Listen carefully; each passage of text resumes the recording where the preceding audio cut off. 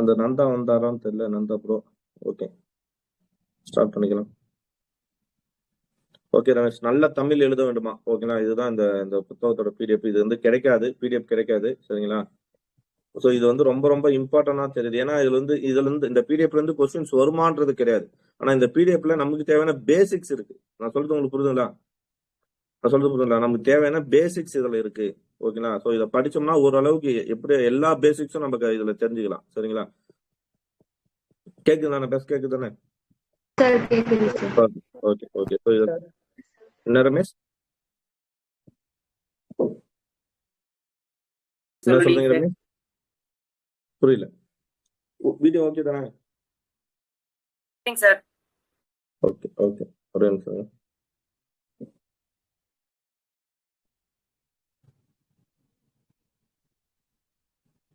Okay,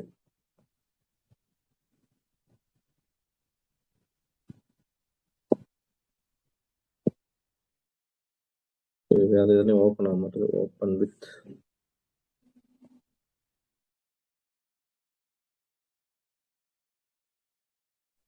okay.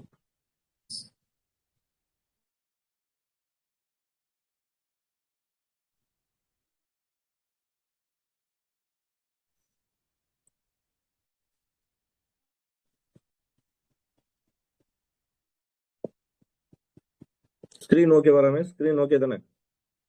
ஓகேங்க sir. Okay.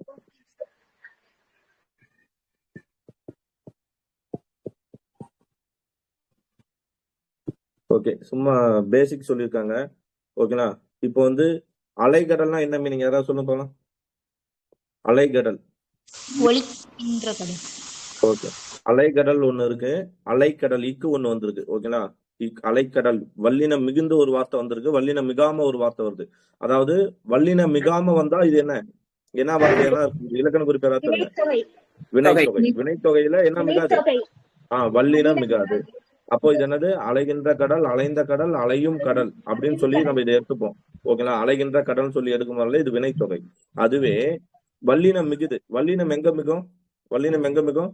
அலைகளை கொண்ட கடல். இரண்டாம் வேற்றுமை உருபும் அதோட பயனும் உடன் தொக்க தொகையின் பல்கலைக்கழகம். கேட்டாங்களா நமக்கு? பல்கலைக்கழகம், பல கலைகளை கொண்ட கழகம். அதாவது இரண்டாம் வேற்றுமை உருபும் அலையை கொண்ட கடல், அப்படித்தானே சொல்லுவோம்.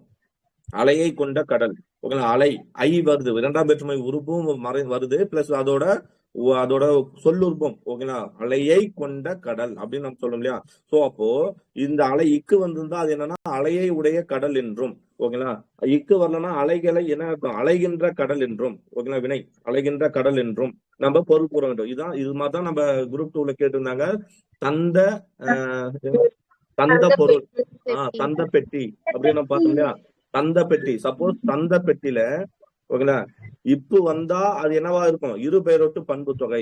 தந்தத்தால் ஆன பெட்டி நம்ம எடுத்துப்போம். கரெக்டுங்களா? அதுவே ஒருத்தர் வேற ஒருத்தர் ரமேஷ் வந்து எனக்கு தந்த பெட்டி, எனக்கு தந்தாரு அப்படின்னா அந்த இடத்துல தந்தன்றது என்னவா மாறுது? பெயர் எச்சமா மாறும் இல்லையா? பெயர் எச்சத்துல வல்லினம் மிகுமா மிகாதா? மிகாது. தந்த பெட்டி. இப்பு வராம இருந்தா ஒருவர் இன்னொருத்தருக்கு கொடுத்த பெட்டி அப்படின்னு மீனிங் வரும். அதுவே இப்பு வந்திருந்தால் அது என்னவா மாறும்? இருபெயரொட்டு பண்பு தொகை, தந்தத்தால் ஆன பெட்டி. எடுத்துமா? சோ அது மாதிரி அலைக்கடல். இது வேணா சும்மா எழுதிங்க. அதே மாதிரி பெரியார் கண்டார். பெரியார் கண்டார் அப்படின்னா பெரியாரை கண்டார். ஓகேங்களா? பெரியாரை கண்டார்னு சொல்லி ஒரு மீனிங் வரும், இக்கு வரதுனால, வல்லினம் மிகுனால. பெரியார் கண்டார் அப்படின்னு பார்த்தோம்னா பெரியார் வந்து என்ன பண்ற? எழுவாய் தொடர் எடுத்துலாமா? எழுவாய் தொடர்ல வல்லினம் வருமா வராதா? எழுவாய் தொடர் வல்லினம் வராது. அப்போ பெரியார் யாரையோ ஒருத்தர காண்றார். பெரியார் எதையோ ஒண்ணு வந்து ஒரு விஷயத்த கண்டார். அப்ப எழுவாய் தொடரில் வல்லினம் மிகாது. அதுவே இக்கு வந்துதான் அப்ப இது எழுவாய் தொடரா?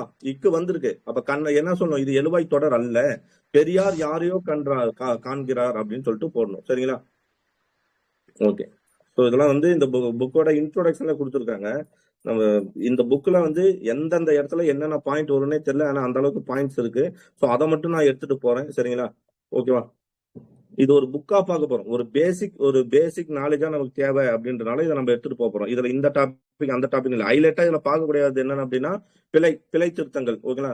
நம்ம வலு சொற்கள்னு பார்க்கணும் இல்லையா, பேச்சு எழுத்து எழுத்து வழக்குன்ட்டு அதை பார்க்க போறோம். அப்புறம் ரகரகர வேறுபாடு ஆல்ரெடி நம்ம நிறைய பார்த்துட்டோம். இதுல வந்து ஓரளவு தான் இருக்கு. ஸோ ரகரகர வேறுபாடு, பிறமொழி சொற்கள், வடமொழி சொற்கள், இந்த போர்ச்சுகீஸ் சொல்லு, அந்த டாபிக் ஓரளவு பார்க்க போறோம். முக்கியமா வந்து ஓமையால் விளக்கப்படும் பொருள் பார்த்துருக்குமா, ஓமையால் விளக்கப்படும் பொருள் அதை பார்க்க போறோம். சரிங்களா? ஓகே. ஸோ நம்ம ஆளுங்களுக்கு ஃபர்ஸ்ட் ஒரு இன்ட்ரெஸ்ட் வரணும்னா, இந்த புக்கை ஏன்டா நீ வந்து கொடுக்குற அப்படின்னா, ஒரு இன்ட்ரெஸ்ட் வரணும்னா அவங்களுக்கு கேள்வியை கண்ணில் காட்டினா தான் இதாகும். ஓகே.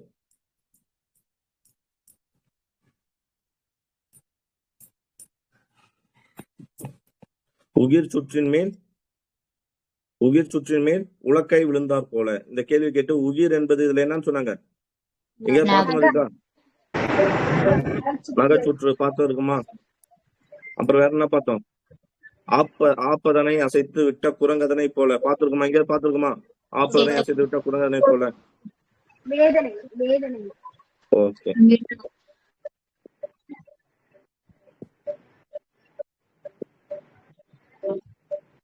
அப்படியே இருங்க.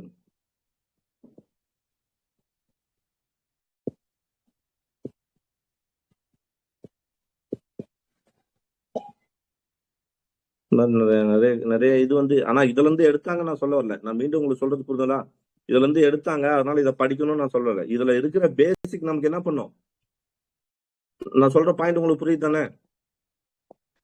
இதுல இருக்கக்கூடிய பேசிக் என்ன நமக்கு யூஸ் ஆகும். சரிங்களா?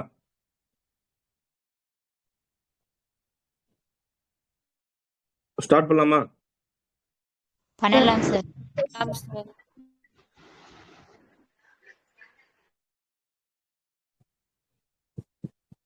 ஸோ எல்லா பேஜ்ல இருந்தே கொஸ்டின்ஸ் வருது, அதனால பார்த்துக்கலாம். தமிழ் மொழியில் அரினா என்னன்னு பார்த்தோம், ஏதாவது ஞாபகம் இருக்கா? அரினா திருமால் பார்த்தோமா, அரினா திருமால். அப்புறம் காய்கறியிலே அரி அப்படின்னு பாக்குறோம் இல்லையா. இந்த அரின்ற ஒரு சொல்லுக்கு மட்டும் எத்தனை மீனிங் இருக்கு தமிழ்ல?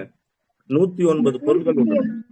அந்த 109 பொருட்களுள் 50 பொருட்கள் வடமொழி சொற்களை தலைப்பெய்யும். 50 பொருட்கள் வந்து வடமொழியில மீனிங் கொடுக்கக்கூடியவை. 109 சொற்கள் சொல்லுது, 59 பொருள் வந்து மற்ற மொழியில, வடமொழியில தமிழ் சொல்லுது. தமிழ் வந்து அந்த அளவுக்கு ஒரு சொல்லுல கிட்டத்தட்ட 109 பொருள் இருக்கணும். அப்ப அந்த சொல் எவ்வளவு பழமையானது அப்படின்னு சொல்ல வராங்க. ஓகேங்களா? சோ பூவோட 7 ஸ்டேஜ் என்னன்னா பார்ப்போம். பூவோட 7 ஸ்டேஜ் பாத்துருமா, அரும்பு, போது, மலர், அலர், வி, செம்மல் என்பது பார்ப்போமா. இதுல அரும்பு என்பது மொட்டு, அரும்புனா மொட்டு. ஓகேங்களா? மலரும் நிலையில் இருப்பது தான் போது, மலரப்போது அப்படின்றதுதான் போது. மலர் என்பது மலர்ந்தது. ஓகேங்களா? அதுக்கப்புறம் விரிந்த பூ என்பது மலர். ஓகேங்களா? அலர் என்பது என்ன அப்படின்னா நன்றாக விரிந்த மலர், நல்லா விரிஞ்ச மலர் தான் அலர். அலர்ந்து அது விழுந்தது என்ன சொன்னோம், வீண் பாத்துருக்கோம் இல்லையா. இப்ப கேட்டுருக்காங்களா, வீணா வீழ்தல், அழிந்தது, விழுந்தது, அந்த மீனில வரும். ஓகேவா? சோ இந்த மாதிரி செம்மல்னா வாடி போன இது வந்து என்னன்னா செம்மல். சரி, அதே மாதிரி ஈ, தா, கொடு, உண்ணல், இது நாலும் ஒரே மீனிங் தானே சொல்லுவோம். ஈனானது கொடு, தானாலும் கொடு, கொடுனாலும் கொடு அப்படின்னு நம்ம சொல்லும் இல்லையா. அதே மாதிரி உண்ணல், தின்னல் சொல்லி வார்த்தை பாக்குறோம் இல்லையா. இது எல்லாம் ஒரே பொருளை தவிர்த்து நம்ம நினைப்போம். ஆனா ஒவ்வொன்றுக்கும் ஒரு மீனிங் இருக்கு. யாசிப்பவன்னா ஒரு பொருள் எனக்கு வேணும் ஐயா, தயவு செய்து கொடுங்கன்னு கேட்கறான் இல்லையா. யாசிப்பவன் தான் என்னன்னு கேட்பான், என கேட்க வேண்டும். அதுதான் நம்ம சொல்றோம் ஈதல் இசைப்பட வாழ்தல். சொல்றோம்னா ஈதல், கொடுத்தல் அப்படின்னு சொல்றோம் இல்லையா. அப்போ யாசிப்பவன் கேட்கறதுக்கு பேர் தான் என்னது, அவன் வந்து என்னன்னு கேட்கணும், எனக்கு வந்து கொடுங்க அப்படின்னு ஈன்னு சொல்லி கேட்கணும். சமநிலையில் உள்ளவன், ஒருத்தருக்கு ஒருத்தர் சமநிலையில இருக்கிறான் இல்லையா. இப்ப அவங்க 2 பேரும் அதை ஈக்குவல் பொருளாதாரம் இருக்கிறவன் என்னன்னு சொல்லும், தா.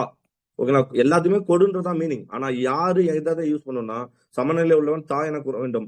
உயர்நிலை உள்ளவன் தன்னை விட தாழ் நிலையில் இருப்பவனை கேட்கும்போது, மேல இருக்கிறான் ஒருத்தன், மேல பணக்காரனா இருக்கிறான், அவன் என்ன பண்றான்னா கீழே இருக்கிற யார, ஒரு ஏழைய கேட்கறான். அப்ப என்கிட்ட கொடுன்றது அதிகாரமா கேட்கற மாதிரி இருக்குது. அப்படிதான் இருக்குது, அதை கொடு அப்படின்றது அதிகாரமா தானே இருக்குது. ஏன்னா மேல இருக்கிறவன் கீழே இருக்கிறவன்ட்ட கேட்கறான். அப்ப இதுதான். ஓகேங்களா? இப்ப தா, கொடு, மூணுத்துக்கும் டிஃபரன்ஸ் எடுத்துங்களா. ஓகே. அதே மாதிரி நம்ம என்ன சொன்னோம், நீங்க சொல்லும் போலாம், சோறு தின்றானா சோறு உண்டானா, முறுக்கு தின்றானா முறுக்கு உண்டானா. கரெக்டா? சோறுன்றது கம்மியா சாப்பிடுவானா இல்ல தன்னோட பசி அடங்குற வரை சாப்பிடுவான், பசி அடங்குற வரை சாப்பிடுவான். பசி, அப்போ பசி தமிழ் வார்த்தையை பாருங்க, பசி அடங்க வயிற்றை நிரப்புதலே உண்ணல் என்று பெயரும். பசி அடங்க வயிற்றை நிரப்புதல். அதனாலதான் நம்ம சோத்துக்கு என்ன மரபு வார்த்தை யூஸ் பண்றோம்? ஏன்னா சாப்பாடுன்றது பசி அடங்கிறதுக்காக சாப்பிடுறது. அதனாலதான் அதை வந்து உண்ணல் சொல்றோம். ஏன் முறுக்கு உண்ணல் சொல்ல மாட்டேங்கிறோம்னா, ஏன் முறுக்கு தின்னல் அப்படின்னு நம்ம சொல்றோம்? ஏன் முறுக்க வந்து உண்ணல் சொல்லாம தின்னல் சொல்றோம்னா, என்ன அர்த்தம்? சிறிய அளவு உட்கொள்ளுதலை. முறுக்குன்றது 1-2 தானே சாப்பிடுவோம். இல்ல வயிறு ரம்பர வரையும் நம்ம முறுக்கே சாப்பிடுமா? கிடையாது. அது ஒரு ஸ்நாக்ஸ், கொஞ்சம் தானே சாப்பிடுவோம். அப்ப சிறிய அளவு உட்கொள்ளுதலை தின்னல் என்று கூறுவார். நம்ம இதுவரையும் பார்த்திருக்கோமா? இந்த மாதிரி நமக்கு பேசிக். நான் வந்து மீண்டும் சொல்றேன், இந்த கிளாஸ் உங்களுக்கு போர் அடிக்கலாம், ஓகேங்களா? உங்களுக்கு வந்து இந்த கிளாஸ் பயன்படாம கூட போகலாம். ஆனா யாருக்கு இது பயன்படும்னா, கண்டிப்பா தமிழை பத்தி, இலக்கணத்தை பத்தி பேசிக் யாருக்கு தெரியணும் அப்படின்னு நீங்க நினைக்கிறவங்களா இருந்தா இந்த கிளாஸை கண்டினியூ பண்ணுங்க. நான் இப்பயே சொல்லிட்டேன், ஓகேவா? இதுல வந்து கொஸ்டின் வரும் வராதுன்றது கிடையாது. இந்த இந்த இது வந்து நமக்கு என்னத்த சொல்லி தருதுன்னா, ஒரு பேசிக் தமிழை வந்து எப்படி அப்ரோச் பண்ணலாம். பேசிக் தெரிஞ்சா எப்படியாப்பட்ட கொஸ்டினும் போட முடியுமா முடியாதா? நம்ம பேசிக் தெரியாம தான் நிறைய தப்பு பண்றோம். சின்ன சின்ன கேர்லெஸ் மிஸ்டேக் தான் நிறைய தப்பு பண்றோம். ஸோ பேசிக் தெரிஞ்சா போட முடியுமா? அதுக்காக கிளாஸ் நடத்துறேன். ஓகே, நீங்க ஒரு 100 பேரோ எவ்வளோ இருக்கீங்க, ஓகேங்களா? நான் உங்க டைமை வேஸ்ட் பண்ணவும் நினைக்கல, சரிங்களா? உங்களுக்கு யூஸ்ஃபுல்லா இருந்தா அதை கண்டினியூ பண்ணுங்க, ஓகேங்களா? இதுல இருந்து வரும் வராதுன்றது எனக்கு தெரியாது. ஆனா பேசிக் இதுதான். பேசிக்கை கத்துக்கிட்டா எப்படியாப்பட்ட கேள்வி வேணாலும் அட்டன் பண்ணலாம், சரிங்களா? Okay okay. அப்ப முறுக்கு என்ன வரணும்? முறுக்கு உண்ணல் வரணுமா, முறுக்கு தின்னல் வரணுமா? முறுக்கு தின்னல், ஓகேங்களா? சோறு உண்ணல், ஓகேங்களா? அதே மாதிரி வந்து தண்ணீர் என்ன சொல்லும்? தண்ணீர். ஆமா, வயிறார குடிக்கிறது தண்ணீர் குடி, பால் பருகு, ஓகேங்களா? ஞாபகம் வச்சு. ஓகே, சரி போலாம்.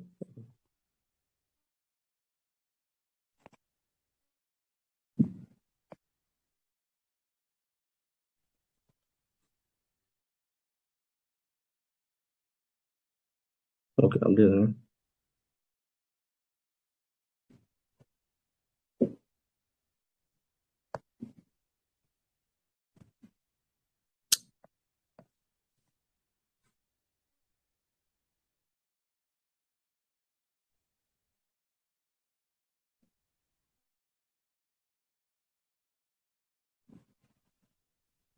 ஓகே. ஒரு சின்ன சின்ன வார்த்தைங்க, ஓகேங்களா? மணி ஆர்டர் வந்து பண விடை, ஓகேங்களா? மணி ஆர்டருக்கு தமிழ் வார்த்தை என்ன? மணி ஆர்டர் சொல்றோம் இல்லையா? மணி ஆர்டர், மணி ஆர்டருக்கு வந்து பண விடை. நோட் பண்ணீங்க. மணி ஆர்டர் அனுப்புறோம் அப்படின்னு நம்ம சொல்லும் இல்லையா? ஞாபகம் இருக்குங்களா? அது வந்து பண விடை. மணி ஆர்டர்னா பண விடை.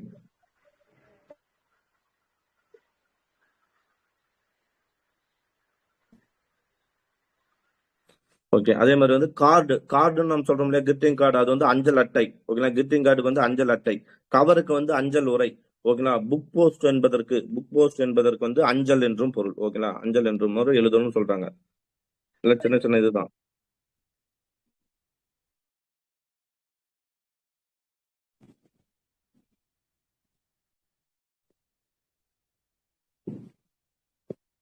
ஓகே, கண்டென்ட் கூட போயிடலாம்.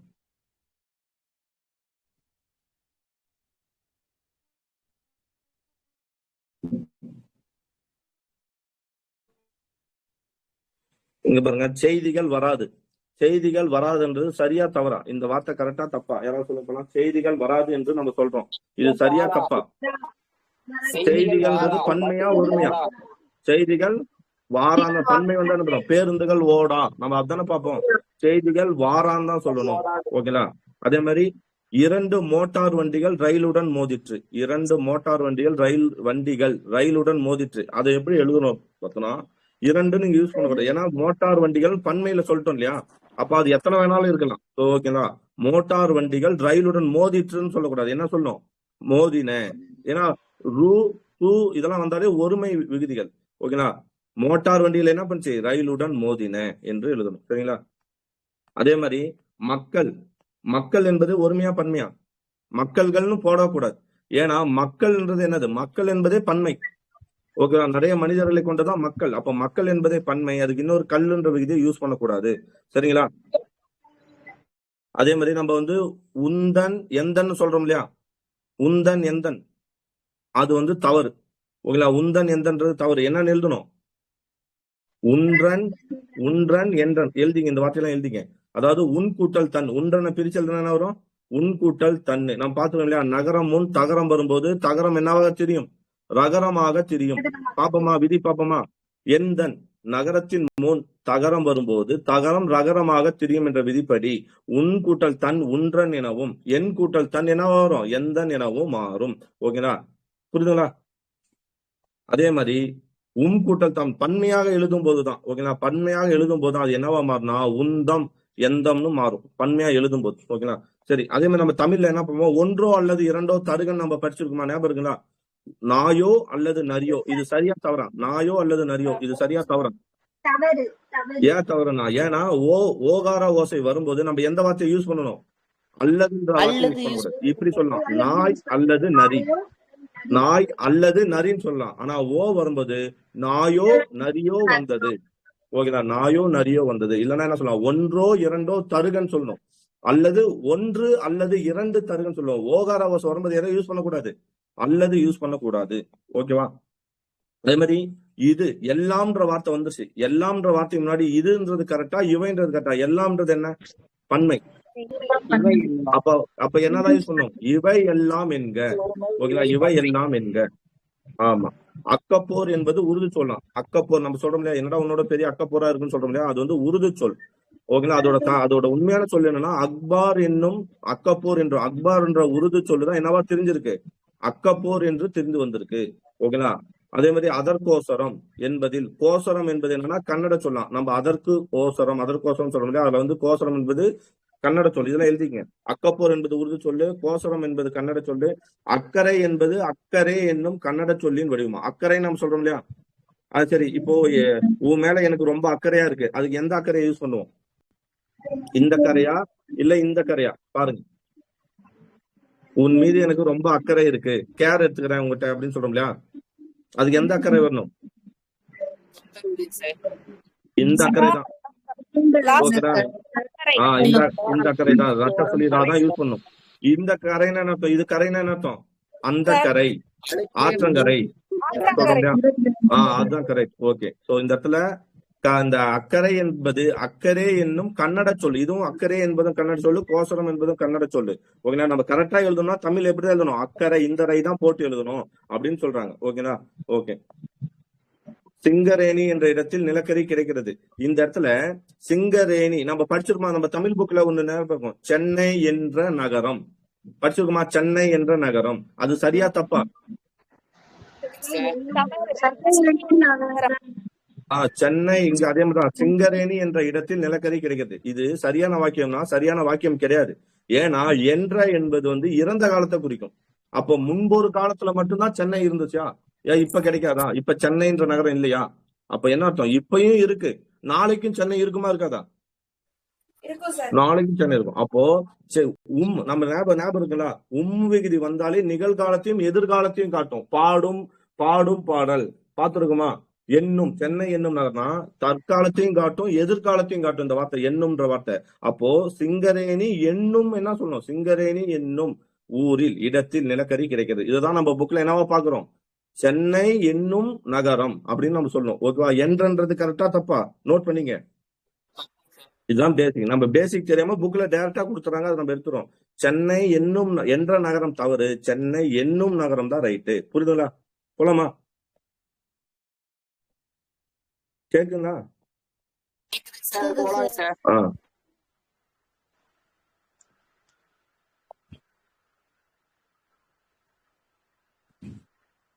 ஓகே, நம்ம தமிழ்ல வந்து எழுத்து. ஓகே, ஃபர்ஸ்ட் வந்து எழுத்து தான் நம்ம சிலபஸ்ல.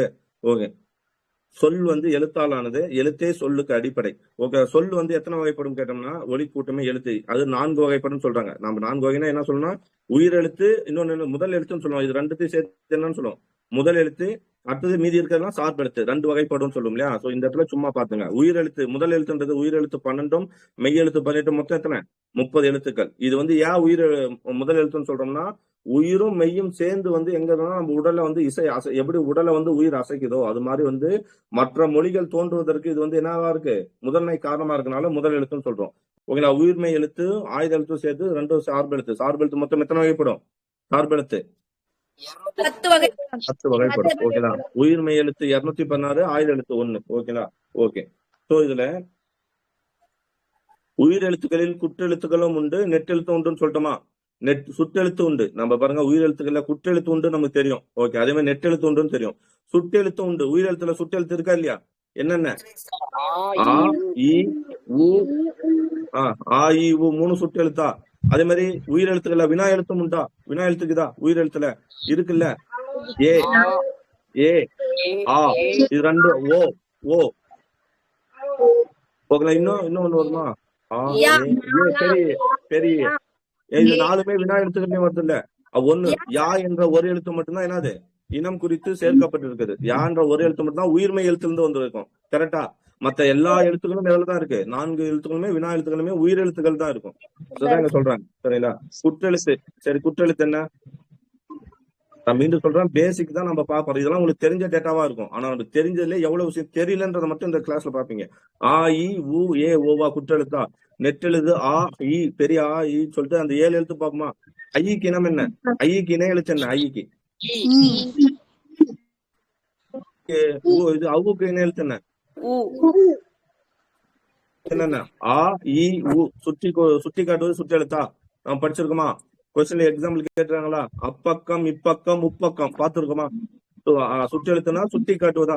வினா எழுத்து ஏ, ஏ, ஆ, ஓ, யா. ஓகேவா? சோ ஓகே, எவன், ஏது, அவன், அவனே, யாது. ஓகே, மெய் எழுத்துக்கள் என்ன சொன்னோம்? வல்லினம், மெல்லினம், இடையினமா? கசட தபர. கரெக்டா? கசட தபர. கசட தபர வலிய ஓசை உடையதால் வல்லினம் என்கிறோமா? எங்க பிறக்கும்? கசட தபர எங்க பிறக்கும்? வல்லினம். வல்லினாலே மார்பு. ஓகேலா? மெல்லினம். மெல்லினா ஞமன நமன சொல்லலாமா? ஞமன நமன எங்க பிறக்கும்? எங்க பிறக்கும்? ஓகே, மென்மைனா மூக்கு. கரெக்டா? சரி. இடையினம். வல்லினத்துக்கும் மெல்லினத்துக்கும் இடையில. ஓகே, இது ரொம்ப